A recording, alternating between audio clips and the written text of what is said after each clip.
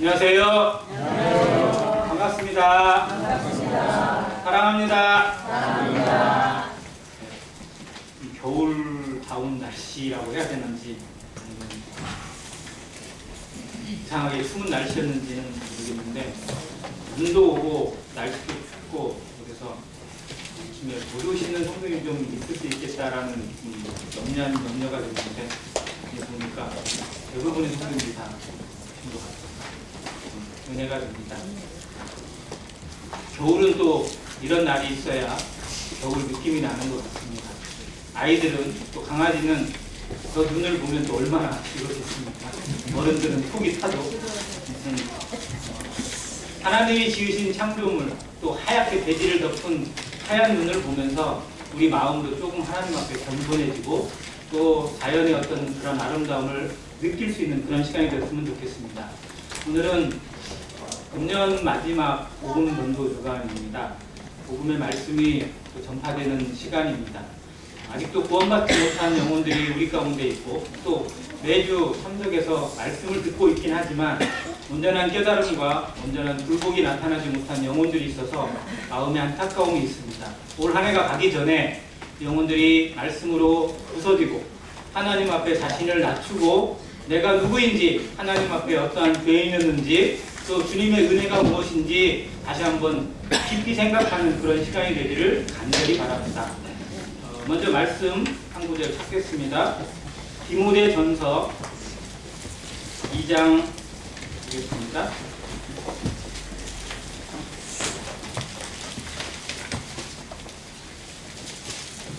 2장 4절과 5절 같이 한번 읽겠습니다. 디모데전서 2장 4절과 5절입니다.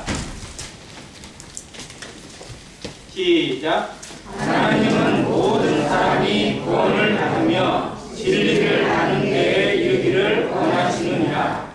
하나님은 한 분이시요 또 하나님과 사람 사이의 중보자도 한 분이시니 곧 사람이신 그리스도 예수라. 하나님은 착한 사람만, 말 잘 듣는 사람만 구원받기를 원치 않으시고 모든 사람이 다 구원을 받고 진리를 아는 데 이르기를 간절히 원하십니다. 하나님이 자기를 거역하고 멋대로 살아가고 하나님 없다고 하나님 없는 것처럼 살아가는 사람까지도 구원받기를 원하시는 이유는 사랑 때문입니다. 하나님의 형상대로 지음받은 인생이기 때문에 그렇습니다.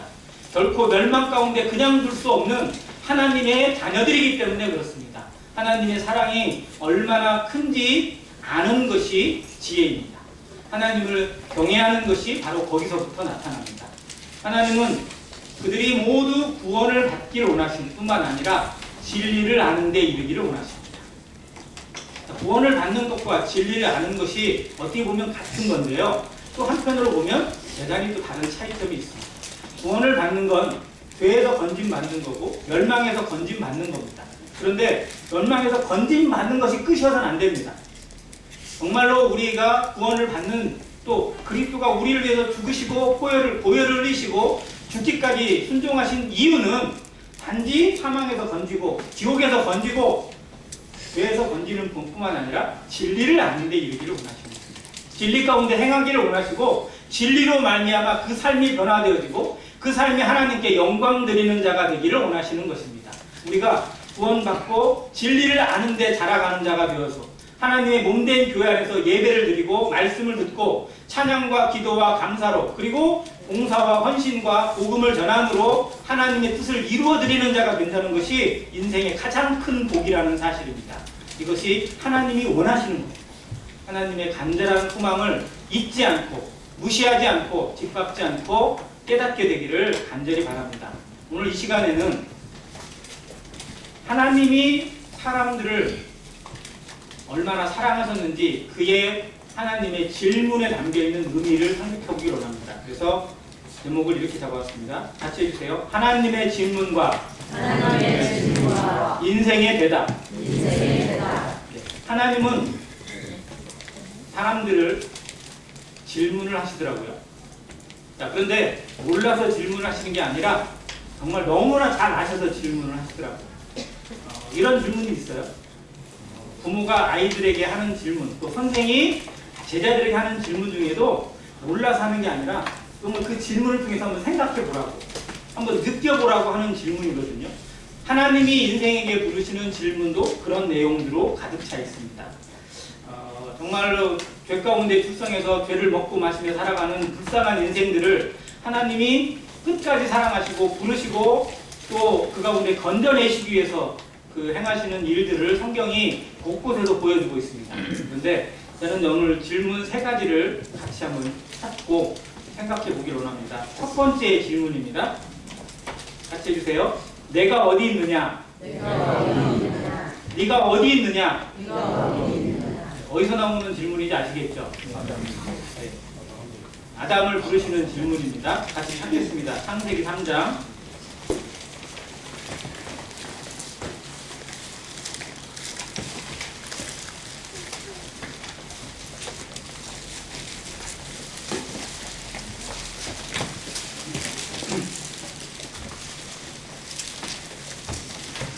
9절입니다. 창세기 3장 9절. 여호와 하나님이 아담을 부르시며 그에게 이르시되 내가 어디에 있느냐? 이르되 내가 동산에서 하나님의 소리를 듣고 내가 벗었으므로 두려워하여 숨었나이다. 최초의 인생, 처음으로 창조되고 하나님의 말씀과 계명과 사명을 받은 첫사람 아담이 하나님의 뜻을 이루어드리지 못하고 금하신 계명이 10가지도 아니고 2가지도 아니고 딱 1가지였는데 그 1가지에 걸려 넘어졌습니다. 하나도 지킬 수 못하는 인생의 모습을 아담이 보여줍니다. 우리는 많은 걸 할 것 같지만 실상은 하나도 제대로 못하는 그런 불균형 속에 닫혀있는 인생이라는 것을 아담을 통해서 볼 수 있습니다. 아담이 금한 이 죄는 하나님의 모든 것을 깨뜨리게 되었고 하나님과의 관계가 단절되게 되었습니다. 하나님은 분명히 말씀하셨습니다. 내가 선악을 알지 않은 그 열매를 먹는 날에는 어떻게 된다고요? 반드시 죽는다고 했습니다. 반드시 죽는다. 그러면 그 열매를 먹는 순간 아담은 죽었나요? 안 죽었나요? 그럼 하나님 말씀이 틀린 건가요? 아니요, 죽은 거예요. 실상은 죽었습니다. 하나님과의 관계가 끊어졌으니까 죽은 거예요. 하나님은 그걸 죽음으로 여깁니다. 자기는 목숨이 붙어있고 버젓이 살아있고 숨쉬고 있고 말하고 있으니까 살았다고 말할지 모르지만 하나님과 관계가 끊어진 것, 그 인생은 죽은 겁니다. 자, 나무가 밑에 뿌리에서 가지를 냅니다. 그 가지를 잘라요. 그럼 그 나무까지는 죽은 거예요? 산 거예요? 죽은 겁니다. 그러나 그때도 잎이 새파랗고요. 거기서 진도 나옵니다. 그렇지만 그 나무는 죽은 겁니다. 왜? 뿌리에서 모든 것이 단절되었기 때문에 그렇습니다. 생명의 근원에서 끊어졌기 때문에 그렇습니다. 인생은 하나님으로부터 왔고 하나님의 생명으로 살아가는 하나님의 형상을 입은 하나님의 자녀들입니다. 근데 하나님과의 관계가 이 죄로 말미암아 단절됐다는 사실, 이것은 곧 죽음입니다. 영원한 멸망을 의미합니다. 하나님이 가장 안타까워 여기시는, 도저히 견딜 수 없는 죽음이 바로 이 죽음입니다. 그런데 지금도 수많은 사람들은 자기가 살았다고 생각합니다. 잘 살고 있다고 생각을 합니다. 이렇게 살아도 된다고 생각을 하는 거예요. 그런 인생들에게 하나님이 지금 이렇게 묻습니다. 네가 어디 있느냐? 영어로는 Where are you? 네가 어디에 있느냐? 지금 네가 서 있는 곳이 어디냐라고 묻습니다. 우리는 어디에 있나요? 하나님은 앞에 서 있는지, 하나님을 떠나 있는지, 하나님의 말씀 안에 있는지, 아니면 내 생각 가운데 서 있는지. 이 말씀은 단지 구원받지 못하고 요 멋대로 살아가는 죄인들만 부르시는 음성이 아닙니다. 하나님 안에 부르심 받고 교회로 부르심 받고 성령의 인도하심을 갖고 있는 성도들에게도 이 음성이 들려야 합니다. 네가 지금 어디에 있느냐? 네가 지금 제대로 서 있느냐? 제대로 방향이 잡혀져 있고 하나님의 뜻 안에, 하나님의 말씀 안에 머물러 있느냐라고 물으십니다. 성도들도 이 음성 앞에 정말 자신을 들여다보기를 간절히 바랍니다. Where are you? 하나님은 찾고 계십니다. 몰라서 찾으세요? 하나님이 아담이 어디에 있는지 모르셨어요? 아십니다. 너무도 잘 아십니다. 우리가 어디에 있는지 누구보다도 하나님이 잘 아세요. 우리가 잘못됐는지 잘 됐는지 나보다도 하나님이 더 잘 아십니다. 그런데도 이렇게 물으세요. 네가 어디에 있느냐? 이거는 기회를 주시는 거예요. 나를 생각하고 내가 어디에 서 있는지, 지금 이 상황이 정상인지 비정상인지 보라는 겁니다. 한번 생각해 보라는 거예요. 생각하는 자는 믿지 않을 수 없다는 책도 있어요. 왜 구원받지 못해요? 왜 믿지 못해요? 생각을 안 해요, 아예. 하나님의 말씀에 돌아오질 않고 자기 생각을 버리지 않습니다. 이사야 55장의 길모처럼 내 길은 너희 길과 다르고 내 생각은 너희 생각과 다르다. 그래서 하나님께 오려면 뭐예요? 네 길을 버리고 네 생각을 버리고 돌아오라고 했어요. 내 생각을 내려놓으면요, 내 길을 버리면 하나님의 길이 보입니다. 하나님의 말씀이 들려요. 그러면 내가 얼마나 빗나가 있는지, 얼마나 잘못되어 있는지, 이 길의 끝이 무엇인지 볼 수 있는 눈이 생겨요. 이것이 우리가 말씀을 듣는 이유입니다. 그리스도의 말씀이 곧 영생의 길이라는 사실을, 믿음은 들음에서 나고 들음은 곧 하나님의 말, 그리스도의 말씀으로 말미암았다고 하셨습니다. 말씀을 들을 때 그 말씀 앞에 나를 적용시키고 생각할 때 네가 어디 있느냐라는 것에 그냥 멋대로 생각하는 것이 아니라, 아, 정말 내가 어디에 서 있는지, 지금 하나님에 얼마나 떨어져 있는지, 얼마나 미끄러져 와 있는지를 느껴야 해요. 자, 이 말씀은 아담이 범죄한 이후에 숨었어요. 왜 숨었을까요? 두 가지 이유가 있는데요. 말씀 앞에 나와 있어요. 하나님의 소리를 느꼈어요. 자, 하나님은 어느 곳에든 계셔요, 안 계셔요? 계세요. 무소부재하시다고 얘기합니다. 자, 지금 여기에 하나님 계심을 느끼십니까? 이걸 못 느끼니까 문제인 거예요. 이걸 느껴야만 성도가 성도다워지고요, 사람이 사람다워져요. 그런데 너무도 많은 순간에 사람은 어느 곳에 계시는지, 바로 내 옆에 계시고 우리 집에도 계시고 내가 어느 곳에서 무슨 일을 하든지 그곳에도 계시는 하나님을 못 느끼는 거예요. 그러니까 멋대로 살아가도 된다고 생각해요. 하나님이 내 곁에 계시고 바로 여기도 계시고 어느 곳에 계시는 걸 알면 우리는 두려워합니다. 이게 아담이 했던 말의 정직한 말이에요. 하나님의 소리를 느꼈어요. 범죄하고 나니까 그 소리가 더 크게 느껴지는 거예요. 자, 그리고 자기를 보니까 어떻게 됐어요? 그전에는 안 벗었어요? 안 보여요. 그전에도 벗었잖아요. 그전에도 벗었고 그저께도 벗었고요, 작년에도 벗었어요. 똑같아요. 먼저 입은 적이 없어요. 그런데요, 범죄하고 나서 하나님의 소리가 두려워지게 느끼시고 또 자기 자신이 향한 일을 마음속에 생각하고 죄가 이 속을 파먹고다 보니까 자기가 부끄러운 거예요. 자기를 감추고 싶습니다. 그래서 감출 수가 없으니까 숨어버립니다. 그리고 어떻게 할까 고민할 뿐에 나오는 것이 바로 무화과나무로 치마를 엮고 그럴싸하게 가려. 하나님을 떠난 인생의 모습이 정말 어떻게 살아가고 있는지를 들여다봐야 돼요. 예레미야 2장에 죄에 대한 두 가지를 말씀해 주셨습니다. 이 백성이 두 가지 악을 행하였나니 곧 생수에 근원된 나를 버리는 것. 하나님을 버린 것이 가장 큰 죄고 죄의 근원이고요, 죄의 근본이에요, 이게. 자, 그리고 하나님을 버리고 생수의 근원을 버리고 나니까 이제 어떻게 해야 돼요? 뭔가를 얻어야 되잖아요. 그러니까 스스로 웅덩이를 팝니다. 그러나 그것은 물을 저축할 수 없는 터진 웅덩이입니다. 복수형이에요. 웅덩이 하나만 팔까요? 하나로 만족할 수 있을까요? 아니에요. 하나님 떠난 인생은요, 만족이 없어요. 왜? 그거는 터진 웅덩이입니다. 섬에 물을 파면, 웅덩이를 파면 뭔가 나오는 것 같아요. 거기서 물을 좀 건질 수 있어요. 그 물이 처음에 맞을 수도 있어요. 그런데 금세 떨어집니다. 또 다른 곳을 파요. 더 깊은 것을 파고 더 넓게 팝니다. 더 많이 파야 돼요. 그래서 막 온갖 것이 다 작용을 합니다. 종교, 문화, 예술, 모든 취미, 쾌락, 모든 것들이 다 자기를 즐겁게 해주는 것 같지만 실상은 계속해서 갈등만 나요. 요한복음 4장에 예수님이 그 사마리아 여인과 나눈 대화에 이걸 표현했잖아요. 이 물을 먹는 자마다 뭐 한다고요? 다시 목마르며. 다시 목마르, 다시. 인생은 항상 다시에 걸려 있어요. 또 문제, 또 해야 돼, 또 해야 돼. 자, 어제 열심히 공부했어요. 어제 열심히 일했어요. 그러면 내년에는 놀아도 될까요? 직장 생활 하시는 청년들 한번 물어볼게요.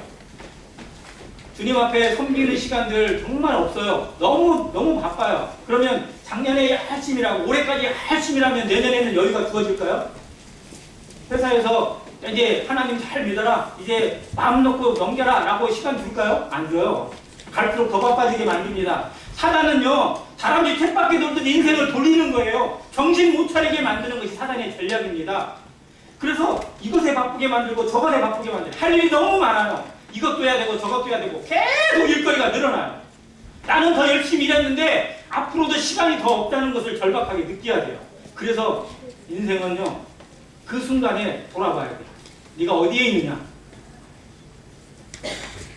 내가 지금 가는 이 길이 지금 이대로 가도 문제가 없는지, 이대로 살아도 문제가 없는 것인지, 하나님 앞에 부끄러움 없는 삶인지 돌아봐야 됩니다. 정말 그게 문제가 있다면 점검해야 돼요. 무엇이 문제인지, 어떻게 해야 할 것인지를 생각해야 되잖아요. 하나님 앞에 구해야 됩니다. 그런데 그것을 구하려고 하지 않고 어떻게든 열심히 해보려고만 한다면 그 끝은 너무 뻔해요. 그렇게 달려가는 인생들, 나름대로 열심히 살았다고 자부하지만 하나님 앞에 가서 할 말이 없어요. 지금 수많은 사람들이 정말 사단의 그 웅덩이에 빠져서 그것에 취해가지고 돌아오기를 거부하고 있습니다. 내가 어디에 있는지를 몰라. 방황하고 있어요. 정말로 중요한 건 속도보다 뭐가 더 중요하다고요? 방향이 중요합니다. 지금 하나님 앞에 서 있는지, 하나님의 얼굴 앞에 서 있는지. 아담은요, 하나님과 그렇게 친한 관계였어요. 아담은 하나님과 매일 매순간 동행하면서 하나님의 뜻을 성취하기 위해서, 하나님의 뜻을 이루어드리기 위해서 모든 만물들을 다스리는 위치에 있었습니다. 그들에게 이름을 지어줬어요. 이름을 짓는다는 게 뭔지 아세요? 그들에게 자격을 부여하는 거예요. 그 이름대로 살게 하잖아요. 그 이름대로 질서를 두는 거예요. 권위가 있습니다. 아담은 하나님의 권위로 모든 만물을 다스리는, 그래서 만물의 영장이 되었어요. 하나님이 주신 명령이 그거거든요. 생육하고 번성하여 땅을 충만하라, 땅을 정복하라, 땅을 다스리라. 그대로 행했어요. 그리고 생육하는 그런 모습 가운데서 정말 지구상에 있는 모든 동식물들도 생육하고 번성하고, 이제 아담도 그 안에서 번성할 수 있는 자격들을, 부여를 받고 있었는데 거기에 죄가 고춧가루를 완전히 뿌려버렸습니다. 그래서 하나님의 관계가 완전히 단절됐어요. 그 다음부터는요, 모든 질서가 깨집니다. 사람 말을 들어야 되는데 사람 말을 안 들어요. 아니, 사람이 거기에 질서를 오히려 깨뜨리는 존재가 되어버렸어요. 자, 지구상의 생태계를 누가 깨뜨린다고요? 사람이 깨뜨리고 있어요. 뭐 때문에 깨뜨리세요? 자, 사람이 뭐 때문에 환경을 파괴하고 생태계를 파괴하고 있고 이 지구의 대기를 오염시키고 있나요? 뭐 때문에? 좀 더 잘 먹고 잘 살라. 더 잘 먹고 잘 살라고 하는 거예요. 다 그러잖아요. 그거 포기하면 지구 돌아옵니다.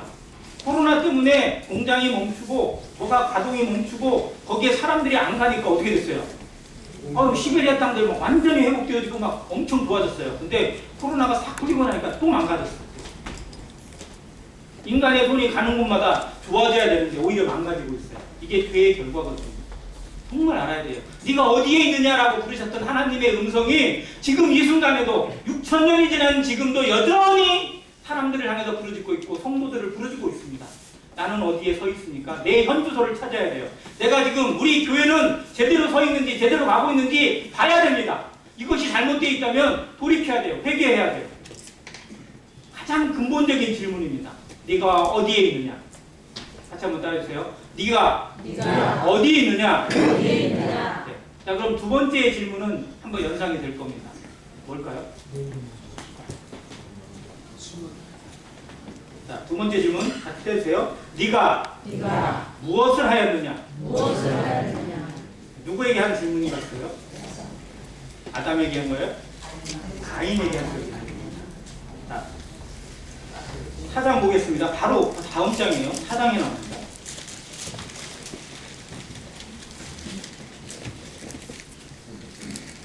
사장 8절부터 잠깐 보겠습니다. 가인이 그의 아우 아벨에게 말하고 그들이 들에 있을 때에 가인이 그의 아우 아벨을 쳐 죽이니라. 여호와께서 가인에게 이르시되 내 아우 아벨이 어디 있느냐? 그가 이르되 내가 알지 못하나이다. 내가 내 아우를 지키는 자니까. 같이 읽습니다. 시작. 이르시되 내가 무엇을 하였느냐? 내 아우의 핏소리가 땅에서부터 내게 호소하느니라.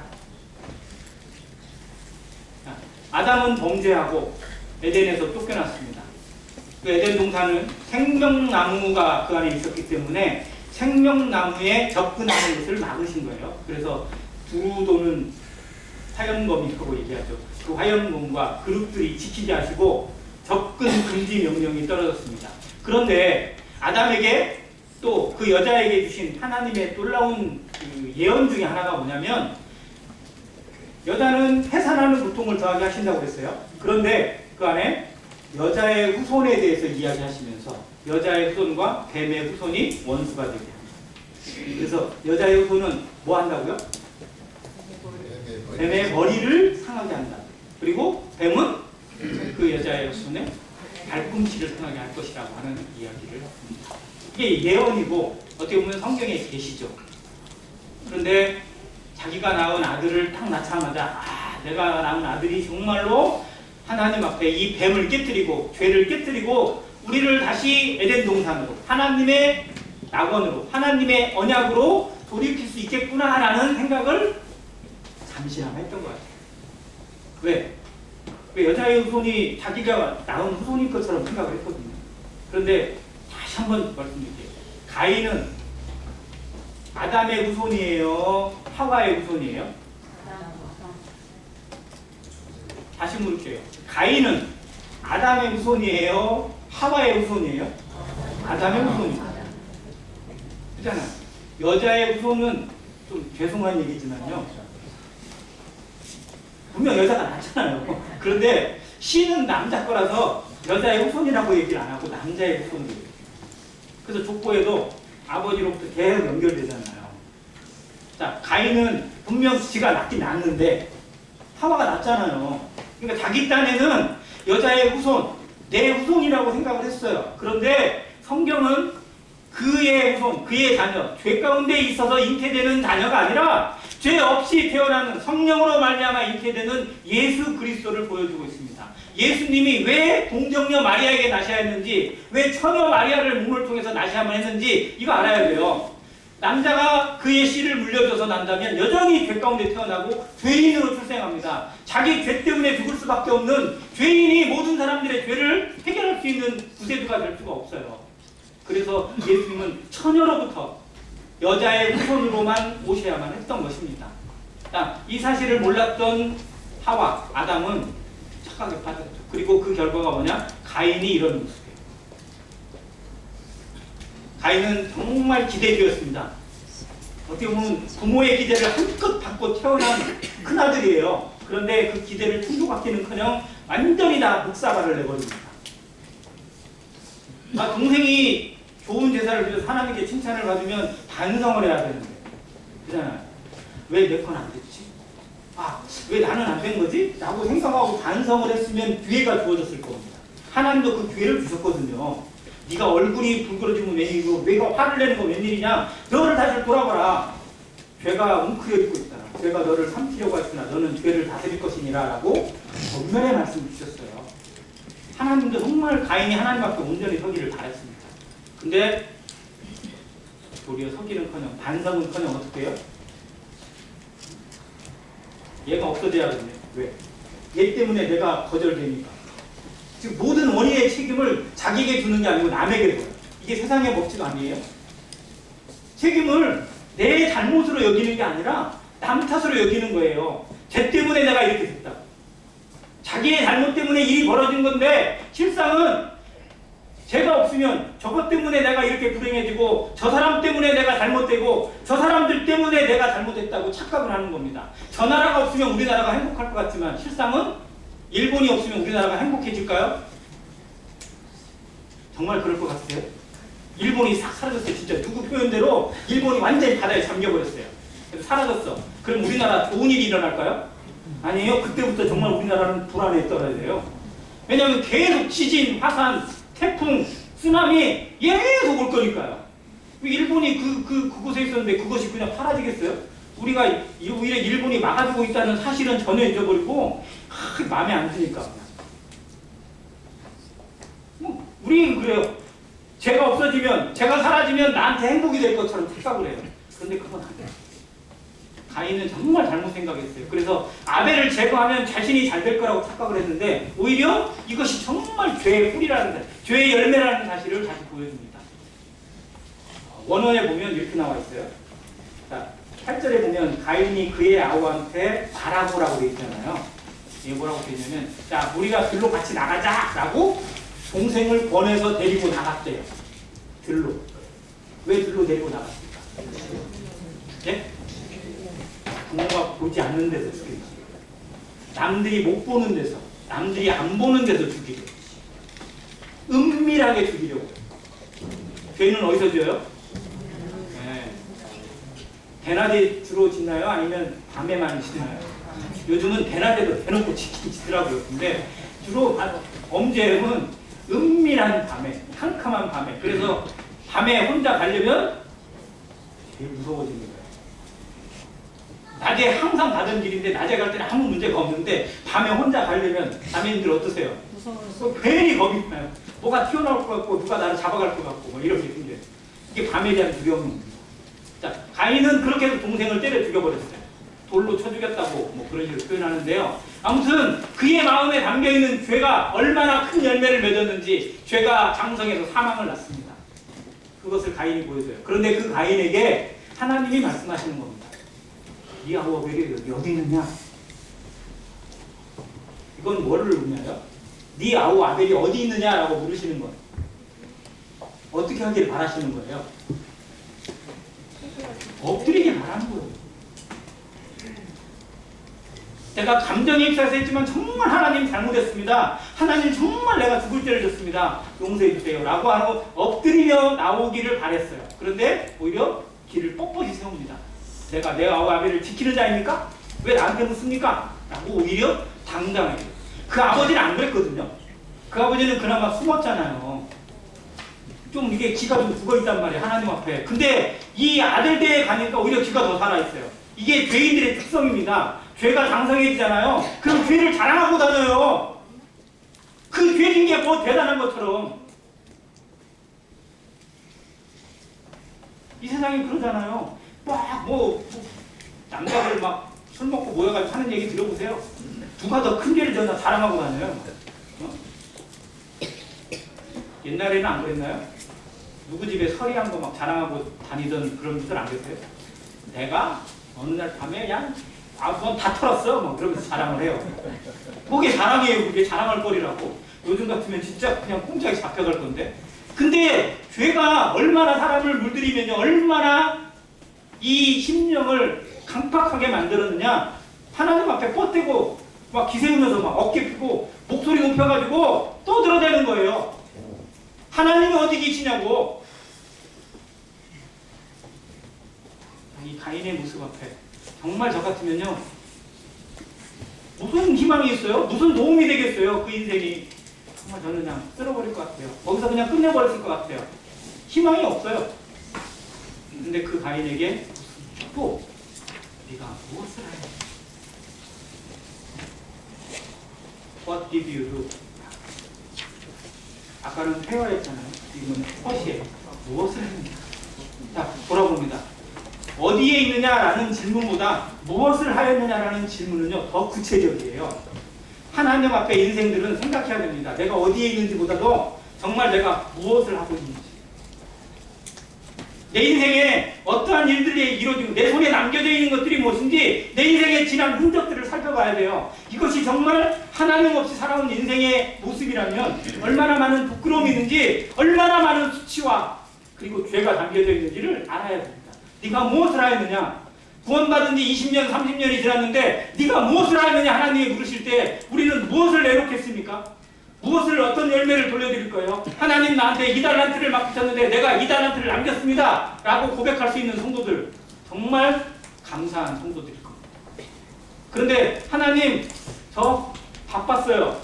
더 여러 가지 어려움이 많았어요. 딱한 사정이 있었습니다. 어쩔 수 없는 불가피한 일이 많았습니다. 라고 하는 변명이 우리 거의 전부라면 정말 부끄러운 겁니다. 변명보다 핑계보다 우리의 삶이 열매가 되어지고 내 인생이 하나님 앞에 드려지는 달란트를 돌려드리는 영광의 예배가 되기를 간절히 원합니다. 네가 무엇을 하였느냐고 지금도 묻으세요. 내 인생을 돌아보게 하십니다. 내 손으로 지어진 것들, 내 입으로 만들어 놓은 열매들이 선한 열매인지 악의 열매인지, 사람들이 쌓고 놓는 열매들이 얼마나 추하고 더러운지, 쌓고 쌓을 데가 없어가지고 이게 완전한 빙벽이 되어져가지고 누구도 깨뜨릴 수 없는 정말 난리장성이 되어있는 죄의 모습을 보게 됩니다. 지금 세상의 죄들을 보세요. 건드리고 싶어도 건드릴 수가 없어요. 어떠한 법을 갖다 들이댄다고 한들 이 죄를 해결할 수 있는 길이 없습니다. 심판밖에는 남지 않았어요. 지금 당장 하나님이 불로 심판하셔도 아무 문제될 것이 없을 만큼 타락한 세상에 봅니다. 타락의 끝을 달려가고 있고 이제는 예전에는 생각지도 못했던 죄들이 너무 일방적으로 이루어지고 있어요.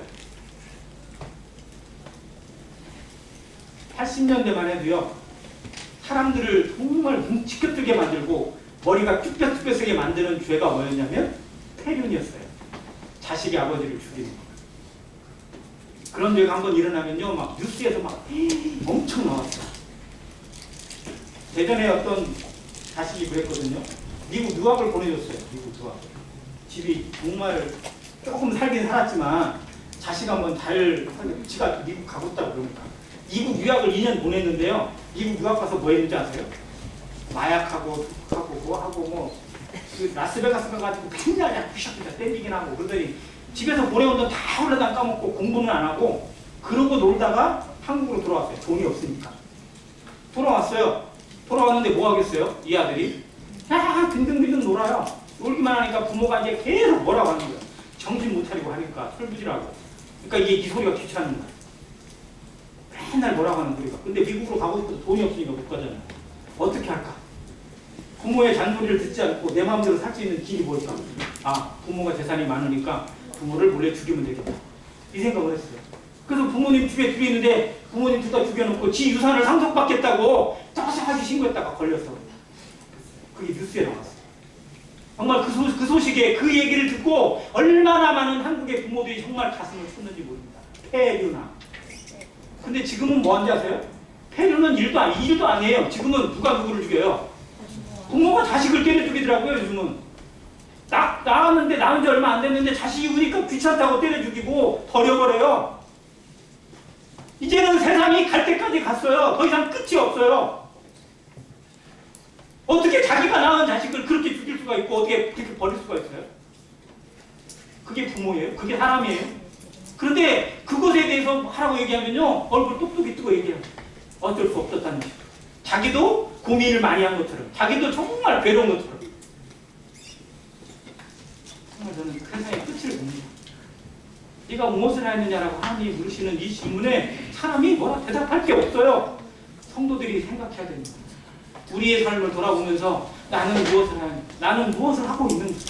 하나님 앞에 내 모습은 정말 주님이 나를 사랑하신 그 음성과 성령이 나를 붙드시고 계시는 그 간절함이 나의 삶에 어떻게 작용되고 있고 나의 삶을 어떻게 움직이고 있는지를 점검하는 안행교회 성도 되시기를 간절히 바랍니다. 네. 자, 그러면 이제 마지막 질문입니다. 네가 무엇을 하였느냐라고 하신 질문께서 이제 마지막으로 너는 같이 해주세요. 너는 나를 누구라 하느냐? 자, 여기는 어느 질문이 생각나세요? 어느 말씀인지 딱 떠오르세요? 네, 마태복음 16장.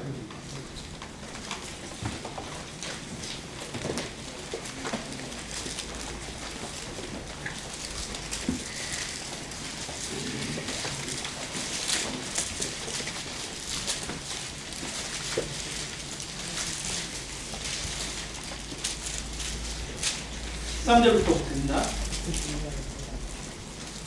마태복음 16장 13절. 예수께서 빌립보 가이사랴 지방에 이르러 제자들에게 물어 이르시되 사람들이 인자를 누구라 하느냐? 이르되 더러는 세례 요한, 더러는 엘리야, 어떤 이는 예레미야나 선지자 중에 하나이다. 같이 읽습니다. 시작. 이르시되 너희는 나를 누구라 하느냐. 시몬 베드로가 대답하여 이르되 주는 그리스도시요 살아계신 하나님의 아들이시니라. 아멘. 사람들이 인자를 누구라 하느냐. 예수님에 대해서, 예수님이 공생에 살아가시는 중간에 여러 가지 기적을 많이 베푸셨습니다. 죽은 자도 살리시고 오병이의 기적도 행하시고 문둥병자를 고치시기도, 또 안진뱅이를 일으키기도 했습니다. 소경의 눈을 뜨게 하신 일도 일어나고요. 가는 곳마다 기적이 일어났습니다. 심지어 그 무리를 갈릴리 바다 위를 걸어서 오르신 것도 있습니다. 얼마나 많은 소문이 이스라엘 전역에 퍼졌겠습니까? 수많은 사람들이 예수님을 보기 위해서 구름같이 몰려들었습니다. 그래서 예수님이 묻습니다. 사람들이 인자를 누구라 하느냐.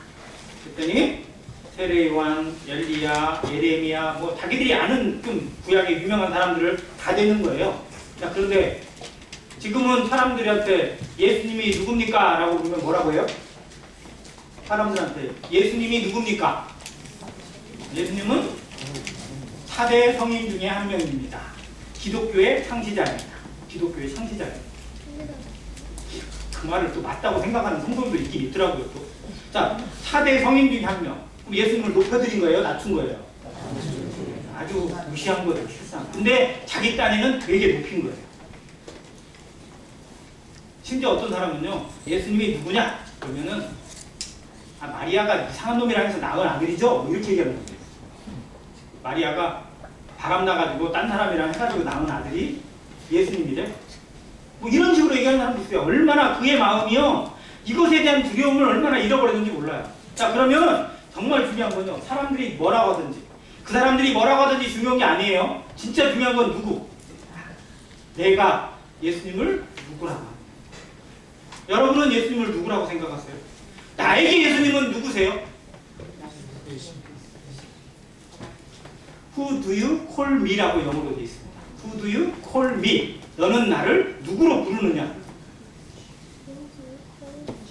예수님은 누구세요? 나의 왕이십니다. 자, 성경에 예수님이 누구신지 대답하는 모범 답안들이 몇 가지가 나오더라고요. 자, 첫 번째는 아까 우리가 읽은 마태복음 16장 16절에 시몬 베드로의 대답입니다. 주는 그리스도시요 살아계신 하나님의 아들이십니다. 그러자마자 바요나 시몬아 내가 복이 있도다 라고 복을 받잖아요.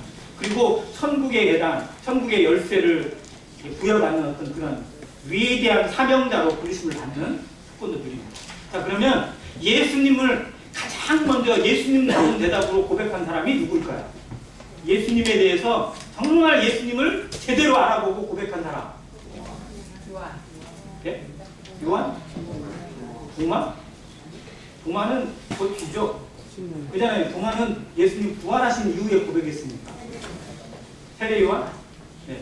세례 요한도 예수님을 어떻게 보면 제대로 알았는데, 세례 요한은 어떻게 보면 그 사명으로 온 선지자니까 좀 이해가 돼요.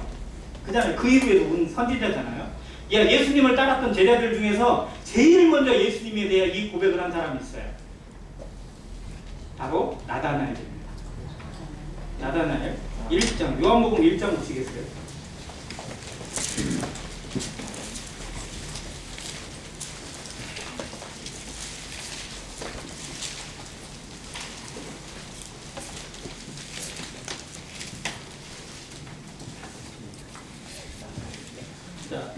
나다나엘을 만나시는 대목에 대해서 우리가 전에 한 말씀도 한번 나눠봤는데요. 나다나엘이 예수님에 대해 처음에 들을 때 빌립한테 소개를 받습니다. 친구 빌립이에요. 야, 우리가 이런 사람을 만났고 이렇게 만났다. 그게 누구냐? 나사렛 예수다.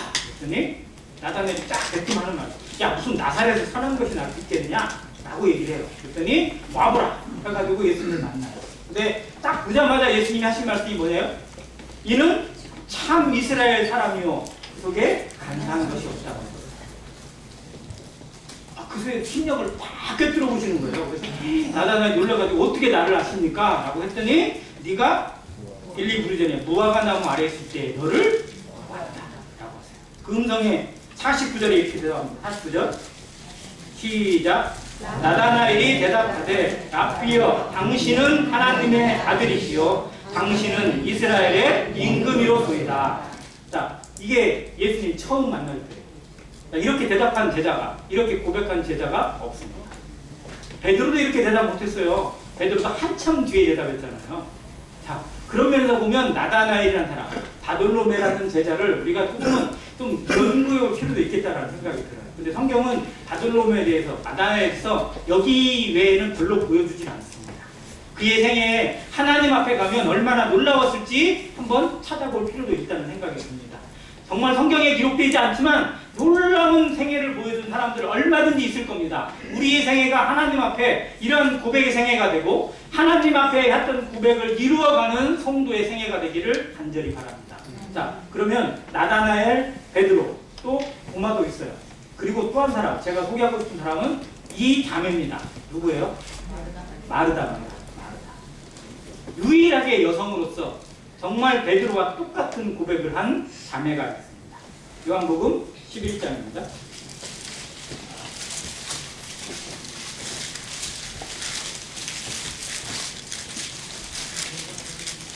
요한복음 11장 25, 26절 우리가 너무 잘 아는 말씀인데요. 예수께서 이르시되 나는 부활이요 생명이니 나를 믿는 자는 죽어도 살겠고 무릇 살아서 나를 믿는 자는 영원히 죽지 아니하리니 이것을 네가 믿느냐? 같이 읽습니다. 27절 시작. 이르되 주여 그러하여다. 주는 그리스도시요 세상에 오시는 하나님의 아들이신 줄 내가 믿나이다. 자매, 정말 마르다의 인생에 가장 놀라운 고백을 하나님이 들으십니다. 그 전에 마르다는요, 예수님 왜 나만 이렇게 막 힘들고 저기 철딱선이 없는 동생은 뭐 도와주지 않고 그냥 예수님 앞에 가지고 요러 앉아있는데 좀 혼 좀 내셔가지고 부엌에 가서 도와주라고 하시지 어떻게 나만 힘들게 내주세요 라고 하면서 그랬던 담임. 그러나 이 일을 통해서 자기 오라비 나사로의 죽음을 통해서 그의 인생에 예수님을 새롭게 보는 계기, 그의 영적 눈이 떠지게 되고 그의 이 심령의 고백을 통해서 성경에 유일하게 자매로서 예수님을 하나님으로 그리고 그리스도로 고백하는 이 고백을 성경이 기록해두고 있습니다. 얼마나 복돼요? 얼마나 놀라워요? 그래서 마르다의 이 고백은 베드로가 했던 고백, 위대한 고백이라고 하거든요. 더 그레이트 컴패션이라고 하는데요. 이 컴패션에 걸맞는 놀라운 고백으로 자리매김하고 있습니다. 우리 생애에 예수님이 누구신지 고백하는 삶이 나타나요. 예수님은 누구세요? 우리 안에. 정말로 이거를 매일매일 찾아가시기 바랍니다. 주는 그리스도시요 살아계신 하나님의 아들이신다라는 베드로의 고백을 따라하는 것이 아니라 나에게 있어서 내 인생에 있어서 예수님은 정말 어떤 분이신지 매일 매순간 찾아가고 그것이 날마다 커져가기를 바랍니다. 어제보다 내일의 주님이 더 커져가고 오늘보다 내년에 하나님이 더 커져가는 안행교회 성도 되시기 바랍니다. 처음에는 컸는데 갈수록 작아져요. 용두사미가 되는 신앙이 아니라 정말 나날이 커져가고 초지일관된 신앙으로 주님을 주님답게 하나님을 하나님답게 모셔드리는 신앙, 그리고 믿지 않는 자들에게는 이 고백이 절실히 필요합니다. 예수님은 누구신가? 우리에게 누구신가? 나에게 누구신가? 구원자라고 얘기하는데 정말 내가 이 구원자를 얼마나 필요로 하고 있는지 알아야 합니다. 주님이 뭐 때문에 오셨는지, 왜 죽으셔야만 했는지, 왜 피를 흘리고 죽으셔야만 했는지 이 사실을 깨닫기만 한다면, 느끼기만 한다면, 알기만 한다면, 고백하기만 한다면 우리 생애에 정말 말로 할 수 없는 기적을 경험하게 됩니다. 능력을 경험하게 되고 은혜와 평강을 누리게 될 것입니다. 이 사실을 늘 마음에 새기고 하나님이 하신 질문을 마음에 새기길 바랍니다. 다시 점검합니다. 하나님의 질문 첫 번째 뭐예요? 네가 어디 있느냐? 우리의 현주소를 찾기 바랍니다. 내가 하나님 앞에 어떻게 서 있는지. 두 번째 질문입니다. 네가 무엇을 하였느냐? 우리의 생일을 돌아봐야 돼요. 내 하루하루를 돌아보시길 바랍니다. 지난 1년을 돌아보시길 바랍니다. 2023년이 정말 주님 앞에 부끄러움 없는 생애로 드렸는지, 부끄러움 없는 예배로 내 생애에 최선을 다해서 하나님 앞에 드렸다면 우리는 잘하였다 충성된 종이라고 칭찬을 받겠지만 정말 부끄러움이 가득하다면 우리는 돌아봐야 되고 회개해야 돼요. 내년을 이렇게 보낼 수는 없고 나머지 시간도 이렇게 보낼 수 없다면 오늘 정신 차리고 나의 생일을 주님 앞에 회개하는 모든 성도 되시길 간절히 바랍니다. 마지막입니다. 너는 나를 누구라 하느냐. 우리 앞에 주님이 누구신지, 하나님이 어떤 분이신지 늘 기억하고 찾아가는 모든 성도 되시기를 간절히 바랍니다. 이상입니다.